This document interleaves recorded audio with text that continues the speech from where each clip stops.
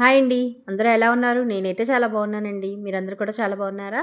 మీ అందరూ కూడా శ్రావణ మాసం పనులనైతే ప్రారంభించారు కదా! నేను ఈరోజైతే నా శ్రావణ మాసం పనుల్లో భాగంగా అయితే కిచెన్ క్లీన్ చేద్దాం అనుకున్నానండి. అందుకే మార్నింగే వేరంగా లేచేసాను. వేరంగా లేచి పిల్లలకైతే క్యారేజ్ ఇచ్చేసి పంపించేద్దాం అని చెప్పి నేనైతే క్యారేజ్ రెడీ చేస్తున్నానండి. ఈరోజు క్యారేజ్‌లోకి అయితే ఆనపకాయ కూర చేశానండి. ఆనపకాయ కూర, సేమియా ఉప్మా టిఫిన్‌లోకి అయితే చేశాను. చేసి పిల్లలిద్దరికీ అయితే క్యారేజ్ పెట్టేశానండి. ఇలాగ కొద్దిగా బట్టలుంటే మిషన్ కూడా వేసేసాను. బయట చూసారా అప్పుడే ఎండ విపరీతంగా ఉందండి మాకు. సో, ఈ పిల్లలిద్దరికీ అయితే క్యారేజ్ కట్టేసి నేనైతే పంపించేశాను. ఇప్పుడైతే కిచెన్ క్లీనింగ్‌లోకి అయితే వచ్చేసానండి. కిచెన్ క్లీనింగ్ అంటే చాలా చిన్న పని కాదు. అసలు చాలా పెద్ద పనండి. ఇదైతే నాకు 3, 4 అవర్స్ పడుతుంది టైము. కానీ అందుకనే నేను ఈరోజైతే ఇంకే పనులు పెట్టుకోకుండా ఇదొక్క పనే పెట్టుకుంటానండి. ఇంక మిగతా వాటిలతో ఇంకే రూమ్స్‌కి వెళ్ళను. ఇది ఒక్క పనితోనే నాకు ఈరోజు ఈవినింగ్ వరకు అయితే అయిపోతుంది. మనకి చెప్తూ ఉంటారు కదా! ఆరోగ్యమే భాగ్యం అనేది ఎందుకంటారో పెద్దవాళ్ళు నాకిప్పుడు అర్థమవుతదండి ఒక్కొక్కసారి. మనకి ఈ కిచెన్ ఎంత నీట్‌గా ఉండి మనకి ఎంత బావుంటే ఆరోగ్యం అంత బావుంటుందంటండి. మన ఇంట్లో వాళ్ళ ఆరోగ్యం కూడా అంత బావుంటుందంట. సో, నేను అందుకే కిచెన్ అయితే ఖచ్చితంగా 2 మంత్స్‌కి 1 మంత్ ఖచ్చితంగా క్లీన్ చేసే తీరుతానండి. మనకి క్లీన్ చేయకపోతే అలానే ఇంకసలు డస్ట్‌గా పట్టేసి గిన్నెలన్నిటికి మాకింకా మా ఇంట్లో ఇక్కడైతే బొద్దింకల బాధ కూడా ఇప్పుడు ఎక్కువగా ఉందండి. సో, దాంతో నాకైతే 15 డేస్‌కోసారైనా కనీసం మామూలుగా ఇంత డీప్ క్లీన్ కాపోయినా మామూలుగా అయినా క్లీనింగ్ చేయాల్సొస్తోందండి. సో, నేనైతే ఈరోజు క్లీన్ చేద్దామని చెప్పి ఇదైతే చేసుకున్నాను. నాకు ముందు రోజు ఏదైనా పనుంది అంటే మర్నాడు అసలు నిద్ర కూడా పట్టదండి. అందుకనే సో, ఈరోజైతే గబగబా లేచి ఇగో ఇవన్నీ అయితే క్లీన్ చేసుకుంటున్నాను. ఇవన్నీ గాజు వస్తువులండి. గాజు వస్తువులు కాబట్టి నేనైతే ఈసారి గాజు వస్తువులైతే ఏమీ తీయలేదండి. గాజు వస్తువులు అలాగే దులిపేసి అక్కడే పెట్టేశాను. అదంతా క్లీన్ చేసి. స్టీల్ సామాన్లు, స్టీల్ డబ్బాలు అవన్నీ ఉన్నాయి కదా! అవన్నీ అయితే తీసేసానండి. స్టీల్ డబ్బాలు నేను వాడని పనికిమాలిన ఇవి ప్లాస్టిక్ ఉంటాయి కదా! కొన్ని మనం వాడకుండా ఉండిపోతాయి. అవన్నీ కిందే ఉన్నాయి. అవన్నీ కూడా తీసేసి క్లీన్ చేసేద్దామని అయితే డిసైడ్ అయ్యాను. అందుకే స్టీల్స్‌వన్నీ తీసేసి తోమడానికైతే బయట పెట్టేసుకున్నానండి. ఇదైతే ఈ కిచెన్ వర్క్ మాత్రం మనం ఏదైనా ఆర్గనైజ్డ్‌గా చేస్తేనండి. లేపోతే ఒక పనికి ఒక పని ఇంకా ఎక్స్‌ట్రా అయిపోతుంది తప్ప ఇంకా టైం అంతా వేస్ట్ అయిపోతుంది. నాకైతే పెళ్ళైన కొత్తలో అసలు తెలిసేది కాదండి. ఎలా క్లీన్ చేసుకోవాలి, ఎక్కడి నుంచి మొదలెట్టాలి, ఏంటి అనేది కూడా తెలిసేది కాదు. కానీ తర్వాత అయితే అలా పిల్లలు పుట్టాక ఇలాగ పిల్లలు అసలు పిల్లలు చిన్నప్పుడైతే ఇంకా ఇబ్బంది పడేదాన్నండి. వాళ్ళు పడుకునే టైంలోనే గబగబా వచ్చి చేసుకుని అసలు ఆ రోజులు తలుచుకుంటే అప్పుడున్న ఓపిక ఎలా చేసేదాన్నా అని అయితే నాకైతే అనిపిస్తుందండి. సో, ఇప్పుడు ఆ షీట్స్ అన్నీ తీసేసి నేను ఇప్పుడు ప్రతి దాని కింద షీట్ అనేది వేస్తానండి ఖచ్చితంగా. ఇటు స్టీల్ సామాన్ల దగ్గర ఎక్కడైనా ఆ షీట్‌నన్నీ తీసేసి శుభ్రం క్లీన్ చేసుకొని మళ్ళీ అయితే వేసుకుంటాను. సో, ఈరోజైతే ఇగో ఇక్కడ చూసారా ఈ షెల్ఫ్స్ అన్నీ కూడా తీసేసానండి. మాకు చెప్పాను కదా బొద్దింకలని. సో, అందుకని ప్రతి వీకు అది తీస్తానండి. ఇది 15 డేస్‌కనే కాదు, 1 మంత్‌కే కాదు. ఇదైతే వీక్లీ చేసుకోవాలండి ఆ 3 షెల్ఫ్స్. ఆ షీట్స్ తీయడం, మళ్ళీ క్లీన్ చేసి ఎండలో పెట్టి మళ్ళీ అవన్నీ చేసుకోవాలండి. ఎందుకంటే మనకి ఈ బొద్దింకల వల్ల ఏమైనా హెల్త్ ఇష్యూస్ వస్తాయని నాకు భయం. అందులో చిన్న పిల్లలు కదా! మళ్ళీ వేరంగా వాళ్ళకి ఇన్ఫెక్షన్స్ వస్తాయని నాకైతే చాలా భయమండి. సో, అందుకని ఈ షీట్స్‌ని అయితే తీసి నేనైతే వాష్ చేసుకొని మళ్ళీ పెట్టుకుందాం అని చెప్పి మళ్ళీ అయితే చేస్తున్నానండి. సో, ఇదండి నా పని. ఈరోజైతే చాలా హెవీ వర్కే అయిందండి. అసలు ఖాళీయే లేదా అన్నట్టుగా అయితే అనిపించేసింది. నైటే వచ్చేసేటప్పటికి ఈ పనంతా అయినప్పటికీ ఇంకా వంట చేసిన నైట్ 8, 9 అయిపోయిందండి. ఇంక అసలు చాలా నీరసం వచ్చేసింది. సో, ఇప్పుడైతే అవి క్లీన్ చేసేసి నేనైతే లైజాల్ ఉంటుంది కదా! లైజాల్‌తో అయితే బాగా క్లీన్ చేస్తానండి వాటిని, షెల్ఫ్స్ అన్నిటినీను. క్లీన్ చేసి పెట్టుకుంటే మనకి 1 వీక్లీ అంతే ఖచ్చితంగా తీస్తానండి ఇవి. తీసి క్లీన్ చేసి మళ్ళీ పెడుతూ ఉంటాను. యాక్చువల్‌గా నేనైతే ఆ అంట్లు తోమాక అవైతే చాలా సేపు ఎండలో పెట్టి మరీ తీసుకొస్తాను. అయినా కూడా ఎందుకు బొద్దింకలు చేరుతాయో ఏంటో అసలు అర్థమే కాదు.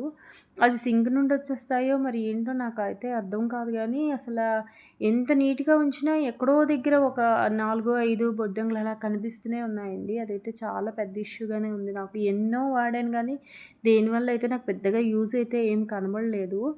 సో, ఇప్పుడైతే నేను వీక్లీ ఈ 3 షెల్ఫ్స్ అయితే ఖచ్చితంగా తీస్తానండి. ఎందుకంటే అవి డైలీ యూజ్ చేసే వస్తువులు కదా!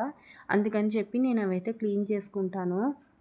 ఇవన్నీ ఇదైతే అయినాక కింద షెల్ఫ్ అయితే తీసానండి. కింద షెల్ఫ్ కూడా నీట్‌గా అయితే అన్నీ తీసేసుకొని అందులో ఇంకా కొద్దిగా వాడని గిన్నెలేమైనా ఉంటే లోపల పెట్టేసి అవి కూడా ఒకసారి క్లీన్ చేసేద్దామని వాషింగ్‌కి అయితే వేసుకున్నానండి. సో, ఇప్పుడైతే కిందది కూడా క్లీన్ చేసేసుకుంటున్నాను. సో, ఆ షీట్ చూసారా అది కూడా శుభ్రంగా క్లీన్ చేసి పెట్టుకుంటాను. ఈ పండగలొచ్చాయంటే మనం ఎంత శ్రమ పడతామో అలాగే మనీకి కూడా అంతే ఇబ్బందవుతుంది కదండీ!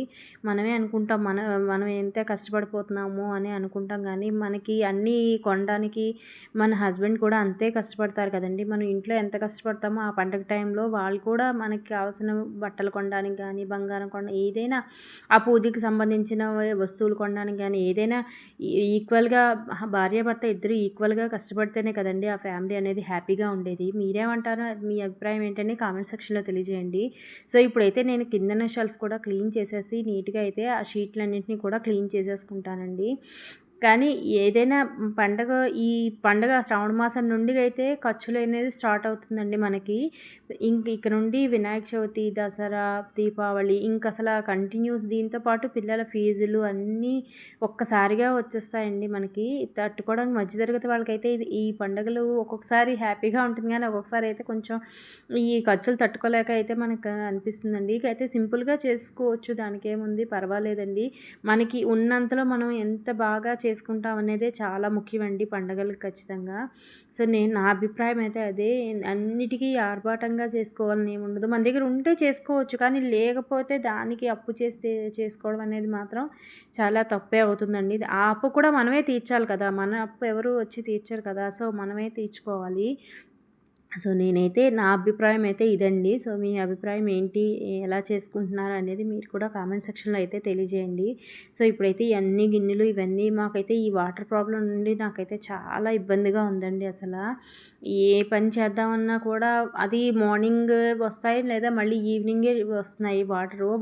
దాన్ని ఎప్పుడొస్తాయా అని పెట్టుకొని కూర్చుంటే ఇవన్నీ అలా ఆగిపోతాయండి. ఈవినింగే ఇవన్నీ పనులు ఒక్కసారిగా అయితే చేయడం కష్టం కదా నాకు. అందుకని నేను కొంచెం నీళ్ళైతే ముందే పట్టించుకున్నాను. చూసారా వాటితోనే ఇప్పుడైతే క్లీన్ చేసుకుంటున్నాను. ఈ గే బయట వేసాను కదా స్టీల్ సామాన్లు అవి కూడా ఇప్పుడైతే మళ్ళీ సింక్‌లోకి తెచ్చుకుని ఆ బకెట్‌తో నీళ్ళు తెచ్చుకుని సింక్‌లోనే అయితే ఇవన్నీ కూడా క్లీన్ చేసుకోవాల్సొచ్చిందండి. నాకైతే ఈసారి చాలా డబల్ ఇక ఎప్పుడు ఇంత వాటర్ ప్రాబ్లమ్ మాకు రాలేదండి. ఈసారే ఎందుకో వచ్చింది మరి అర్థం కాలేదు. వాటర్ లేకో మరేంటో అర్థం కాలేదు. సో, ఇప్పుడైతే చాలా ఇబ్బందిగానే ఉందండి వాటర్‌కి. ట్యాంకులవి వేయించుకుని ఇబ్బంది పడుతున్నాము. అపార్ట్మెంట్‌లో వాళ్ళందరూ ఇబ్బంది పడుతున్నారు. నేనే కాదు. సో, ఇప్పుడైతే చూసారా ఇవన్నీ సింక్‌లోకైతే వేసేసుకున్నానండి. సింక్‌లో వేసుకుని బకెట్‌తో అయితే నీళ్ళు తెచ్చి పెట్టుకున్నాను. ఆ బకెట్‌తో అయితే తెచ్చుకొని కొంచెం అయితే ఇక్కడైతే క్లీన్ చేసుకొని ఎండలో అయితే పెట్టేసుకుంటున్నానండి. ఎంత నీట్‌గా చేసుకుంటే మన హౌస్ అంత అందంగా ఉంటుంది. మన హెల్త్ కూడా అంతే బావుంటుందండి.